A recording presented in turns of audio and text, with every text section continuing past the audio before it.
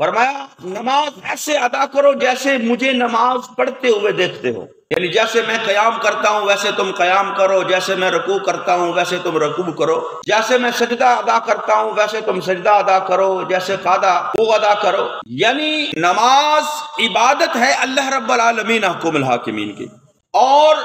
پیروی ہے مصطفیٰ کریم صلی اللہ تعالیٰ علیہ وآلہ وسلم۔ عبادت اللہ کی ہے، لیکن نماز کے سارے ارکان کو دیکھیں، یہ جو ہے وہ اسوہ حسنہ مصطفیٰ صلی اللہ علیہ وسلم پر عمل، یہ مصطفیٰ کریم صلی اللہ تعالیٰ علیہ وآلہ وسلم کی پیروی ہے۔ تو اگر ہم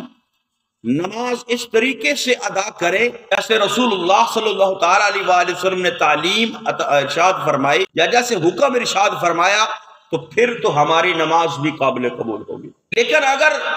ہم اسوہ حسنہ سے ہٹ کر، نبی کریم صلی اللہ تعالیٰ علیہ وآلہ وسلم کی سیرت سے ہٹ کر ہم نماز ادا کرنا شروع کر دیں، یعنی پہلے رکوع کر لیں پھر قیام کر لیں، پہلے سجدہ کر لیں پھر رکوع کر لیں، یعنی ہم نماز کی وہ ترتیب جو رسول خدا صلی اللہ تعالیٰ علیہ وآلہ وسلم نے تعلیم فرمائی ہے، اگر ہم اس کو اپنی مرضی سے بدل دیں، یہ تو ہم نے عبادت ہی ہے، یہ تو ہم نے وہی ارکان ادا ہے، قیام کیا ہے، رکوع کیا ہے، سجدے کیے ہیں، قعدہ کیا ہے، لیکن اس کی ترتیب کو ہم نے بدل دیا، پہلے قیام کر لیا پھر سجدے کر لے پھر رکوع کر لیا پھر قعدہ کر لیا، یعنی اس ترتیب کو ہم نے بدل دیا۔ پڑھی وہی نماز ہے کہ یہ وہی ارکان ہیں،